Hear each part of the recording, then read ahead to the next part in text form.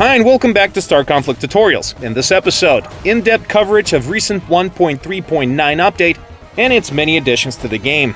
We'll cover everything from changes in interface, a new type of weapon, trade route conflicts in the League of Star Conflict, plus we'll take a look at a couple of premium ships that were overhauled in this patch. Let's begin with those.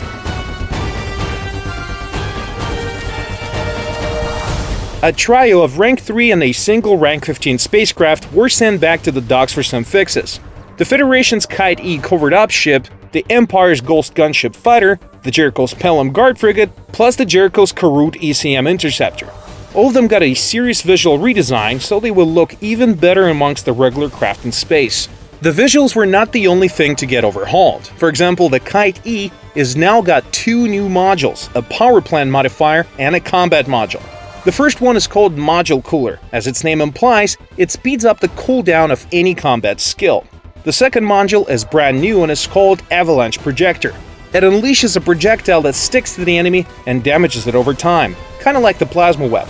The damage output is light, but a single target can be hit with this gun up to 3 times, and the effects will stack, which in turn makes it a very fun craft for you and a dangerous ship for your enemies. With those coolers installed, your skills will roll back really quick. But in order to get maximum out of this benefit, your Kite E must constantly stay in combat, which is easier said than done with such a fragile interceptor. The Empire's Ghost Gunship Fighter got a skill called Banshee system. When activated, it emits a pulse which generates a special cloud around itself, which in turn strikes at anything it reaches, plus the cloud expands over time. But the sooner the pulse hits the enemy, the more damage it will deal to the target. The Ghost now has not only a new special module, but also new weaponry. Meet the Focusing Laser.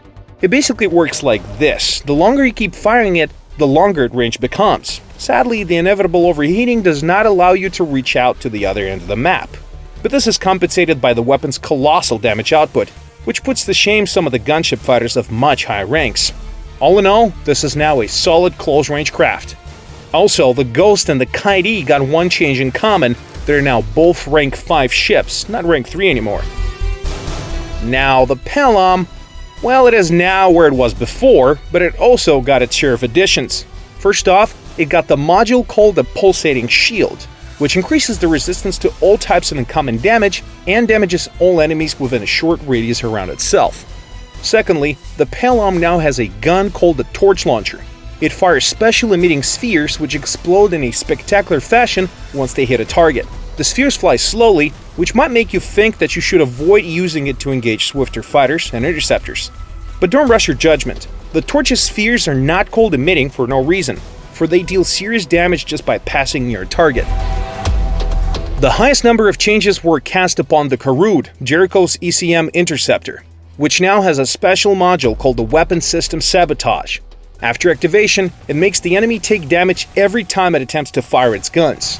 In order to get this module, you'll have to complete several fleet assignments or spend some premium currency.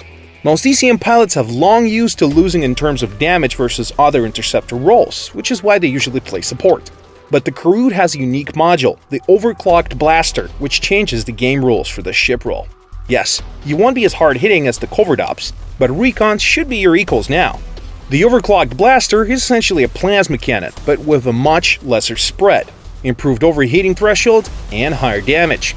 But the blaster eats through energy quick. Every second it is fired by the ECM Interceptor, so you have to choose between high damage output and comfortable flight with full energy.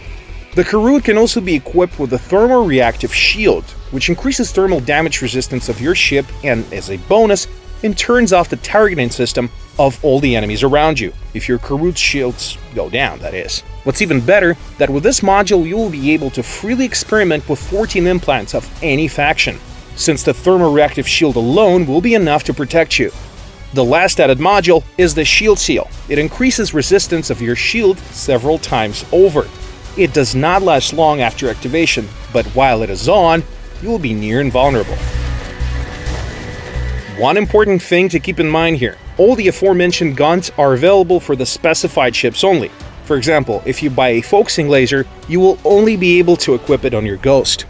Now on to the most important fact. All 4 of these premium craft can be acquired free of charge. In order to do that, you will have to acquire special parts after each combat.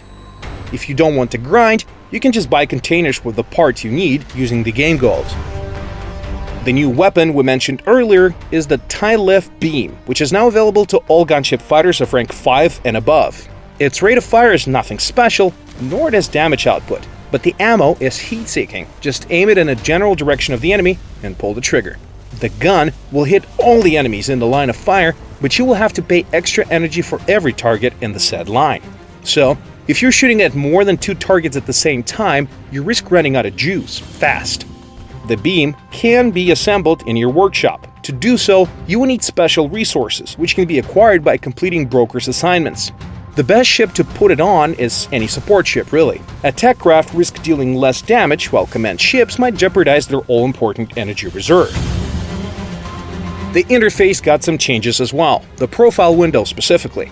You can now access stats for each rank separately, plus the league data.